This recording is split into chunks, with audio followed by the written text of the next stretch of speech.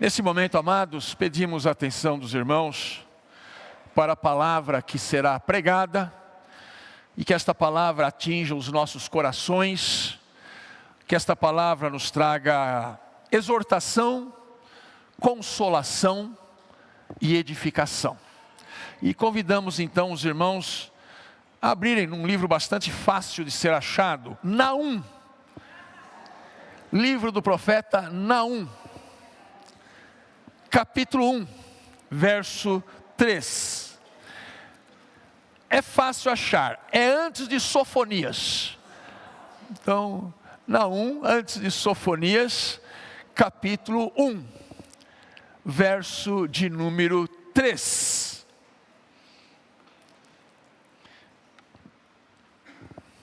Que diz assim, amados irmãos: quem ainda não achou, se quiser acompanhar na tela.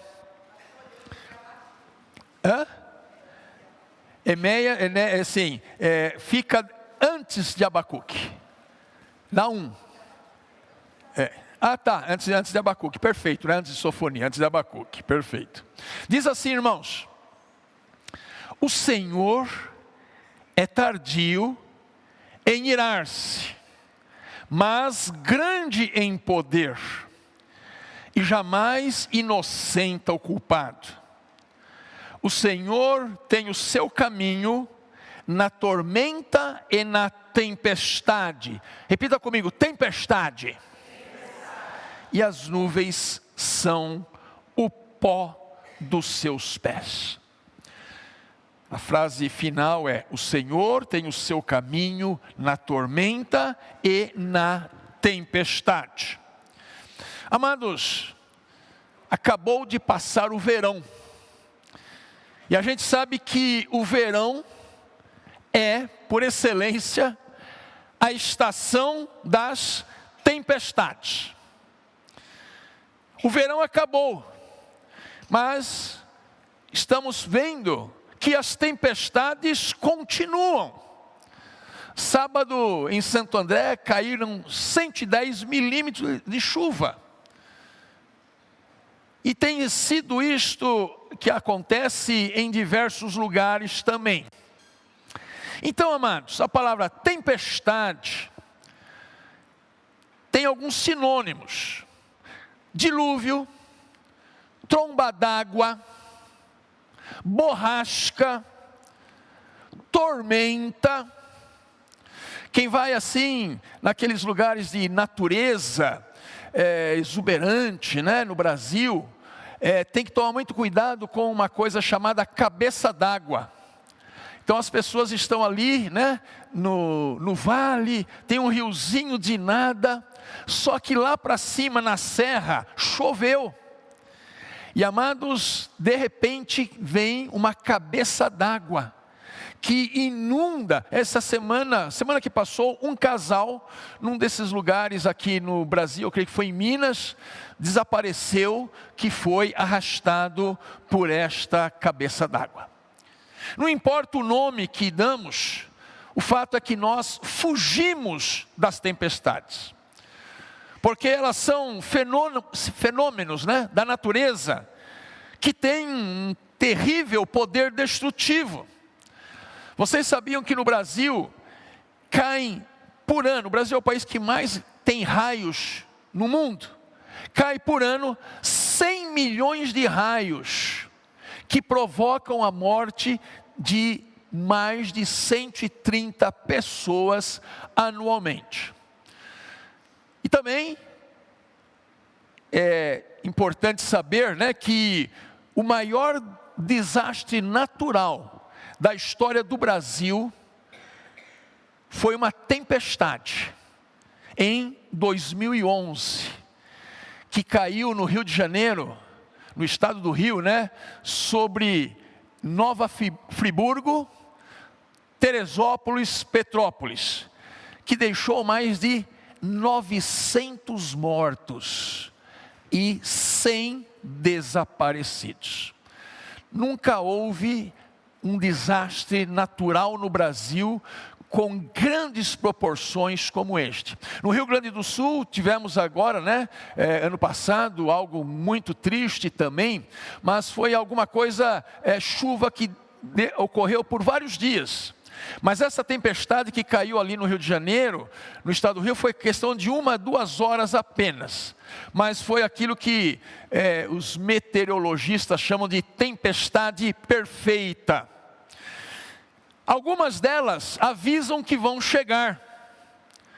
Outras chegarão tão repentinamente que vão nos pegar desprevenidos. E atualmente a Defesa Civil, já viram isso? Ela envia um alerta pelo celular, já receberam? Então está tendo esse cuidado, está lá, cuidado, tempestade prevista em sua região. Então é um aviso muito importante, para que a gente esteja atento. Mas é interessante, amados, que também nós encontramos muitas tempestades na Bíblia. Foi uma tempestade que Deus enviou para pegar o profeta Jonas fujão. Ele estava tranquilo no navio e de repente cai uma tremenda tempestade. Foi também uma tempestade que veio sobre os discípulos no mar da Galileia, no seu barquinho, e eles gritaram: vamos morrer. E Jesus estava lá com eles no barco, dormindo na proa. E caiu uma baita tempestade. Foi uma tempestade também, amados, que pegou aquele navio onde Paulo estava sendo transportado como prisioneiro. Aquele navio que bateu nas pedras e todos viraram náufragos, na ilha de Malta. Está lá no livro de Atos, este fato. Então, nós percebemos que a Bíblia também vai dar ali a sua importância a este evento meteorológico. E no texto que nós lemos, diz que Deus tem o seu caminho na tempestade. Nós vamos dizer daqui a pouco o que vem a ser essa tempestade que está mencionada aqui. Mas é comum a gente ouvir alguém dizer assim: olha, eu estou enfrentando uma baita tempestade em minha vida. E quando alguém diz, não é que significa que está chovendo na cabeça dele, não significa que ele precisa de um guarda-chuva para se proteger. Mas quando alguém diz que está sofrendo uma grande tempestade em sua vida, significa que as coisas não estão fáceis. Significa que a sua vida está de ponta cabeça. Significa que há uma tremenda tormenta acontecendo sobre a sua família, sobre o seu lar. É verdade que Jonas enfrentou uma terrível tempestade, no alto mar, por conta da sua desobediência. Mas as tempestades que enfrentamos na vida não significa necessariamente que se está vivendo fora da vontade de Deus. Porque até mesmo os discípulos, no barco com Jesus, obedientes à vontade de Jesus e caminhando com Jesus, a tormenta chegou para eles também. Então, não é correto dizer que se alguém está enfrentando uma tempestade em sua vida, não significa que ele está fora da vontade de Deus, que ele é um crente desobediente. Aquele navio que Paulo viajou, enfrentou um fenômeno atmosférico, que lá no livro de Atos é registrado, chamado Euroaquilão. Correto, Felipe? Lembra? Euroaquilão, certo, meu professor?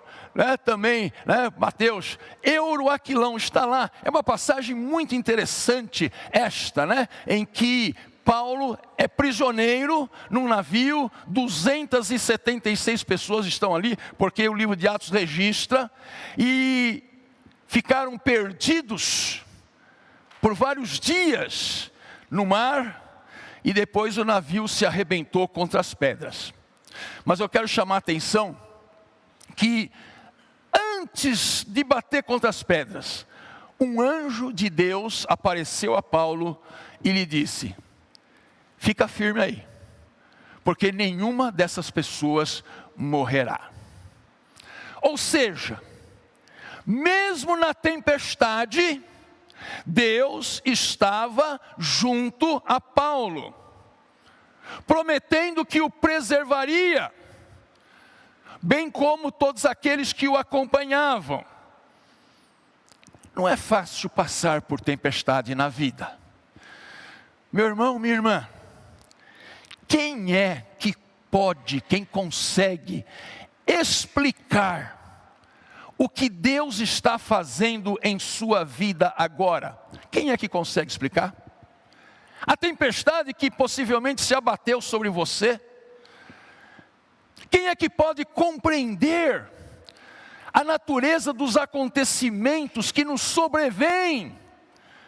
Estava indo tudo bem, céu azul, tranquilo, dia de sol radiante, e de repente as coisas acontecem, e tudo se fecha, e uma baita de uma tempestade vem sobre a sua existência. O fato, amados, é que nós nunca sabemos antecipadamente os planos que Deus tem para nós, a menos que o Espírito Santo nos revele. Mas nós não sabemos, porque aquela borrasca está acontecendo conosco. E nos caminhos da fé, irmãos, não existem garantias. Deus não nos dá garantias de que tudo o que nos acontecerá será bom aos nossos olhos. Não, não será. Muitas e muitas situações que nos ocorrerão aos nossos olhos serão coisas muito tristes, serão coisas que nós não desejaríamos na nossa vida.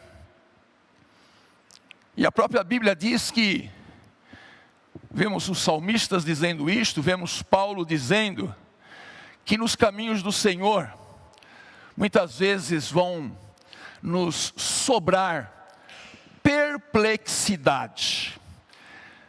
Eu gosto daquilo que Paulo escreve lá em 2 Coríntios 4:8. Em tudo somos atribulados. Olha lá, em tudo somos atribulados, porém não angustiados, perplexos. E como a gente fica perplexo, né, com alguma coisa que ocorreu com alguém ou conosco, aquela perplexidade vai acontecer sim, perplexos, porém não desanimados, abatidos, porém não destruídos. Então Paulo está dizendo, a vida do crente também terá tudo isso, atribulados, perplexos e abatidos. Sim, isto pode nos acontecer. Muita gente já me perguntou assim: pastor, se eu fiz tudo certo, por que deu errado? E a resposta, irmãos, nem sempre é fácil. Mas a primeira coisa que eu sempre digo é que nós vivemos num mundo decaído. E as consequências desse mundo decaído atingem a todos.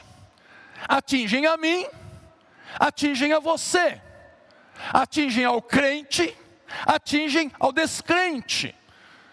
Tudo isso como consequência desta queda humana e deste mundo decaído que nós vivemos. É por isso que nós nunca sabemos ao certo o que é de fato bem e o que é de fato mal nos acontecimentos. Querem ver quantas situações nós já choramos no passado e duvidamos que Deus estivesse presente lá? E hoje confessamos satisfeitos que Deus sempre esteve no negócio. Amém, irmãos? É sempre paradoxal os acontecimentos da nossa vida.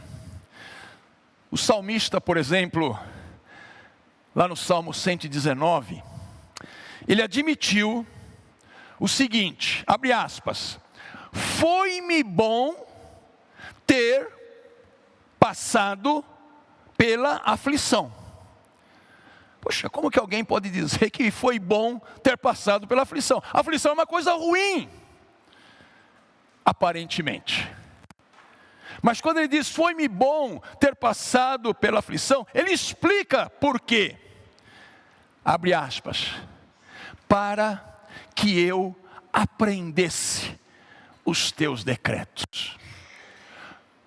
Ou seja, a aflição passada pode abrir nossos olhos, pode nos levar a entendermos algumas coisas que antes nós estávamos insensíveis para elas. Por isso eu digo, amados, que as crises, as tempestades, elas não são de todo más, porque sempre haverá lições a serem aprendidas. A crise é um fogo purificador que Deus manda para consumir dentro de nós tudo aquilo que não é verdadeiro, tudo aquilo que é mal, tudo aquilo que é destrutivo em nossa vida. Eu tenho observado isso há décadas, que cristão gosta de ouvir que está tudo bem com ele. É um prazer ele ouvir que está tudo bem. E não está. Às vezes ele não está bem com Deus, ele não está bem com a sua família, não está bem com o cônjuge, não está bem com os filhos, não se quebranta diante de Deus. Na verdade, Deus nem faz parte da vida dele, porque ele só vai buscar a Deus quando as coisas estão complicadas do seu lado. Então não está tudo bem, está tudo mal na sua vida. Mas como pastor, eu digo que é animador ver um cristão em crise. Nossa, pastor, que terrível.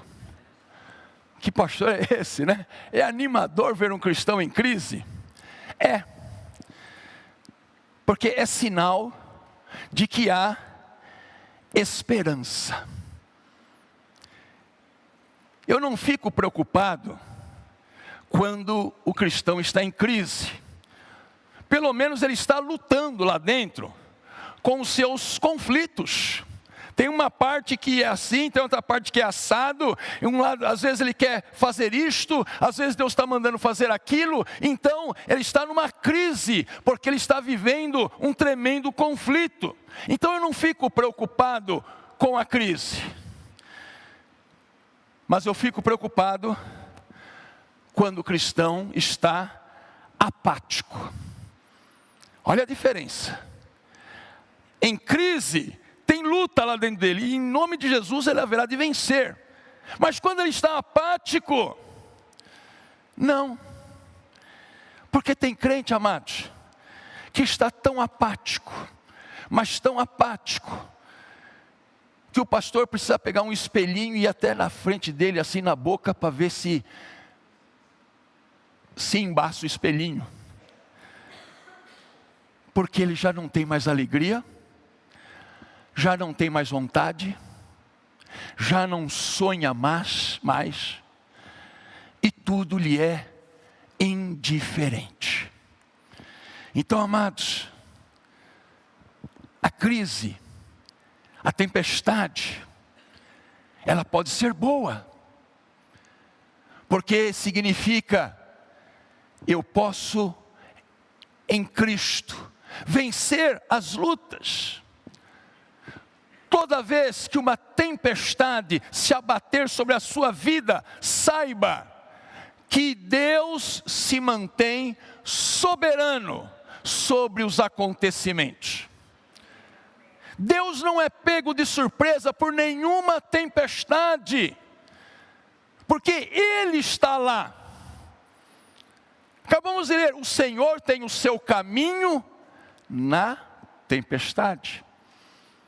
Significa que Ele domina até mesmo as forças mais caóticas. E você quer coisa mais caótica do que uma tempestade furiosa? Deus está lá. Ou seja, Deus age no meio do caos. É isto que significa: Deus tem o seu caminho na tempestade. Ou seja, Ele age em meio a toda situação caótica que nós enfrentamos. E diz aqui que Ele é tardio em irar-se, né? Que bom que Deus é tardio em irar-se, porque Ele é um Deus paciente, cheio de misericórdia. Ele não ignora a nossa culpa, mas dá tempo para o nosso arrependimento.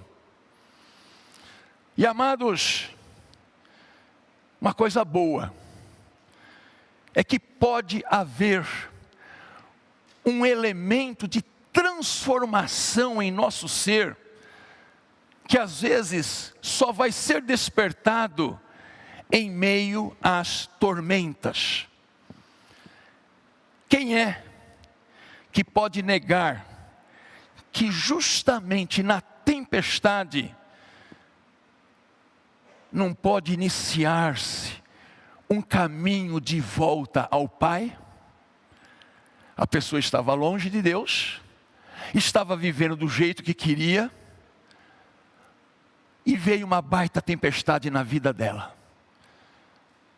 E depois que no meio da tempestade, a pessoa diz: eu vou voltar ao Pai. Eu voltarei ao Pai. Quem é que garante, amados, que uma mudança tremenda pode acontecer justamente no meio da tempestade? Quem é que nunca viu que pessoas foram finalmente acordadas para a vida no meio de uma tormenta? Até então, vivendo tranquilo, numa nice, sol brilhando na vida da pessoa, mas vem a tempestade sobre ela, mas ela vivia dormindo espiritualmente, e aquela tempestade que passou chacoalha a sua vida. Sabe por quê? Porque Deus está no meio da tempestade. Ele está agindo ali. Às vezes é justamente no olho do furacão que a pessoa vai repensar a sua existência. É justamente quando o trovão vem sobre ela, é justamente quando as forças caóticas estão querendo destruir tudo, é ali que uma tremenda e maravilhosa transformação ocorre no nosso ser. Bendita a tempestade que Deus está no meio dela. Nunca se esqueça, meu irmão, minha irmã, que Deus tem o seu modo peculiar de agir, de fazer as coisas, de atingir seus propósitos. E as tempestades podem ser um dos seus modos.